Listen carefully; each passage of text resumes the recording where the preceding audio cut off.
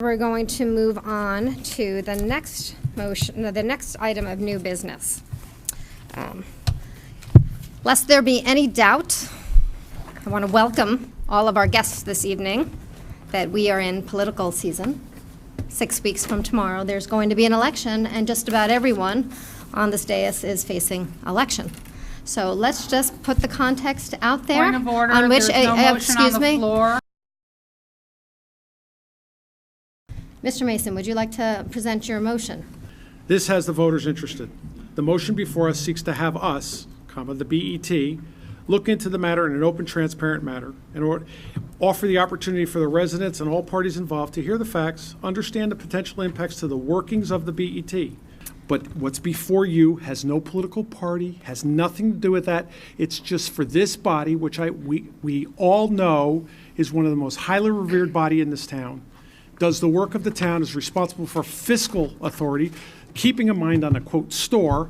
And this is a better conversation in our public forum. We have to work together. As one of your members said to me on the phone, this is a detriment to the workings of the BET. I could not agree more. Anybody who thinks this is a good moment for the BET, please raise your hand. Not from Mr. us. Mason, I asked you what you expected the committee So I think to accomplish. I think the committee will sit down and go through that information and report back to the BET on the incidents that happened, the recommendations to the BET, how we can prevent this from happening again and moving forward. The motion, if it's passed, provides for getting to the bottom of the total fact picture of the 2017 campaign, something that has yet to be done. The people have yet to hear the truth, and the people deserve the truth. My fellow candidates in that race have all denied to SEEC their degree of involvement and knowledge of the campaign activities and of the campaign spending. I proactively kept them informed or sought their approval or both on numerous items and kept them informed on the equivalent of a daily business day basis during the campaign for majority. The degree of knowledge and involvement are recorded in emails and are material. Mr. Turner, are you planning on reading all of the emails this No. evening? Okay, No. I'm just curious. And let it be clear, I am perfectly happy for everybody to read all of the emails, everybody's email, actually. I encourage people to send requests for everybody's emails. It's totally fine with me. I just don't think that we need to do it right now in this motion. Madam Chairman, I only have 4 more minutes to go if you would. Only 4 extend. more minutes. You know what? Go right ahead, Tony. I'm actually going to vote and give you time to talk. Why not? But I guess I'm going to rethink that. 4 more minutes?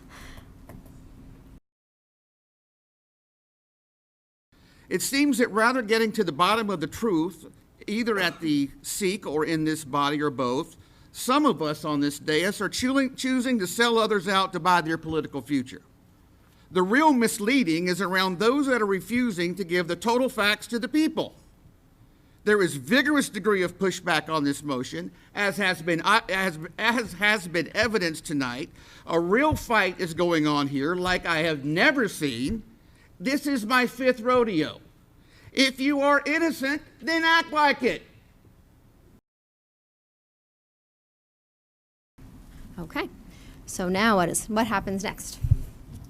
You mean you don't know as chairman of the BET? I'm asking the lawyer. This would be controlled under Section 256 of Robert's Rules. So I guess the courtesy phone call that I received by Miss Oberlander basically threatening me that if I supported this motion, there would be things that come out. You know, all of you talk at this board about honesty, cooperation, being above board. But boy, you know, none of you are behaving that way. I cannot believe. I find it interesting, Ms. Oberlander, that your threat has actually come through. And you know, I have to tell you, I felt so threatened that I almost went to the police and was talked out of it. No, I'm not kidding. Don't laugh at that.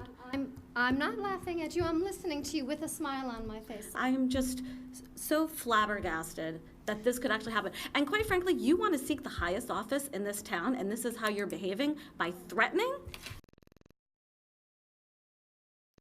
It's upsetting. The conversation in the last few minutes has been very interesting. We need to go back to the basic premise that none of us intended for this night to happen, but some of us created it. This is about the underlying motion. Mr. Fox, in thinking about forming a committee to investigate concerns and germaneness, are there any limitations? So running a traffic light. There's a motion on the floor. Running a traffic light, would that talk to qualification, breaking the law, drinking too much, behavior unbecoming a board member? My recommendation, and I believe the wording of the resolution that limits it specifically to what the SEEC did or didn't do. It doesn't go beyond, it doesn't go to traffic violations or other issues. It goes to what's in the resolution.